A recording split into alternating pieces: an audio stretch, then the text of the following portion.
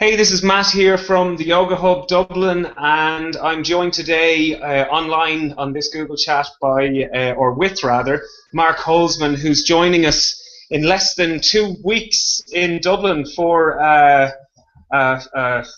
very quick visit for, well, we're lucky enough to have him for a workshop. So I thought before he arrives, how you doing, Mark, by the way? Excellent. I'm happy to be here and happy to be there. Yeah. So let's get straight into things. So I thought, well, everyone would be wondering, how did you get into yoga in the first place, Mark? Mm. I got into yoga in, I think it was the year 2000. My friend Denise in Los Angeles thought it would be nice for me to try a yoga class. She thought I would really love it.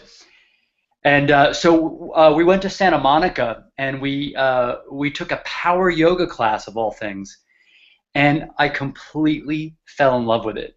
It was literally the first yoga class, and I actually knew within about 2 weeks of doing that class consistently that I wanted to be a teacher. It was a very very quick trajectory.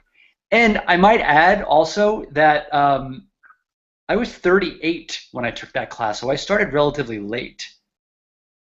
And yeah, and then I became a teacher like just a few years after that. How many? How many years?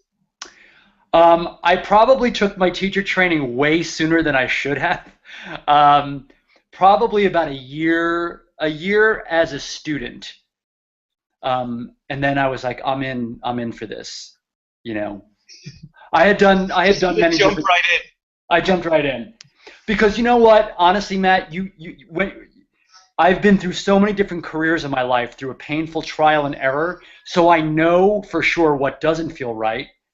So that when something feels like the absolute fit, there's like it's like an undeniable smack in the face feeling. And I was like, this is it.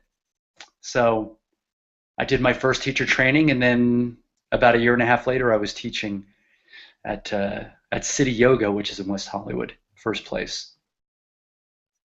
So you were teaching in California first and foremost. Yeah, that's actually my entire yoga. The genesis of my education and my career was in Southern California, was in Los Angeles. And But you live in Paris now, is that right? that's correct. I moved here, God, 4.5 years ago. So, and that's just simply because it's been a dream of mine to live in Paris. I'm a no regrets kind of guy. I have a big bucket list, and living in Paris for part of my life was on my bucket list. So I just got it all together, and I moved here, and it's been an extraordinary experience. So now I just travel around and within Paris to do my teaching. Does that here's the question. Does that with the 4.5 years, does that coincide with you teaching on Yoga Glow? Or have you been Yes. teaching for Yoga Glow as long as that? Yes, actually longer than that. I started teaching on Yoga Glow when I was still living in Los Angeles, about a year before I left for Paris. So part of the reason why I go to California twice a year is to go back and film all my classes for Yoga Glow. You only go back Yoga Glow twice. actually has many of their teachers now. Very few of them are actually Los Angeles based. Uh-huh. Yeah. So So 4.5 years in Paris, that's a long time. That's not a bucket list. Are you it's a staying? huge amount of time. I, I like it here. I Yeah, can't wait to get back yeah. to Los Angeles. Yeah. Um, yeah, I really wanted to do it, and it's been my dharma to just spread yoga far and wide. And Lord knows, California has a lot of yoga teachers. So I feel very very fortunate. When I first moved here, I was still teaching Anusara, which is still part of the foundation of what I teach, although I'm not a certified teacher anymore. And so I had the opportunity just to travel everywhere and teach. So, and I'm going to miss that quite a bit. So let's come back to teaching styles, and you've just mentioned Anusara, and it's part of your teaching. Uh, within if I was to attend a workshop or a class, where are the influences coming from now?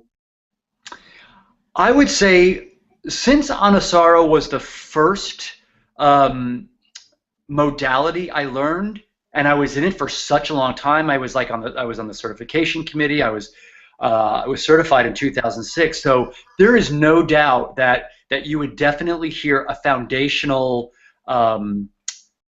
imprint of Anusara for sure. But over the last couple of years, as I evolve and grow, I strongly feel that for me the best kind of practice for myself and for teaching is a way more integrative approach.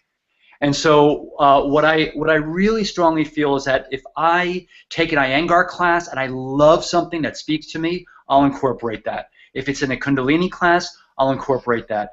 My trajectory right now is for Ayurveda. I'm moving back to Los Angeles to go back to school full time to be an Ayurveda practitioner. That's the next iteration of my yoga thing. I've loved Ayurveda for years, and I've taken many classes. Now it's time for me to formalize my teaching and become a full-blown practitioner, and also to bring more Ayurveda into the world of yoga in teacher trainings, because I feel like it's slightly marginalized, and I feel like it's ever so much as part of yoga as downward facing dog is.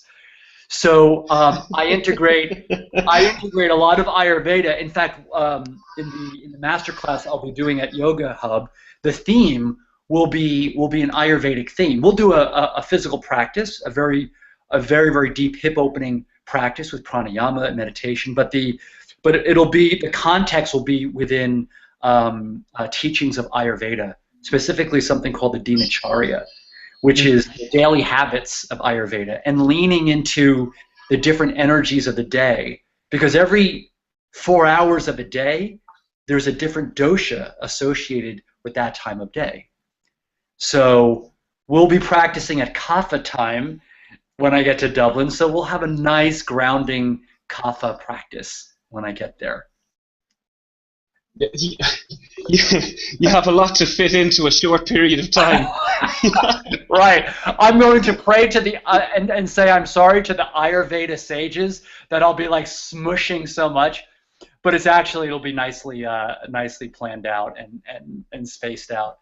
And Mark, I can't wait till you come. I can't wait till you arrive, and I can't wait to practice with you.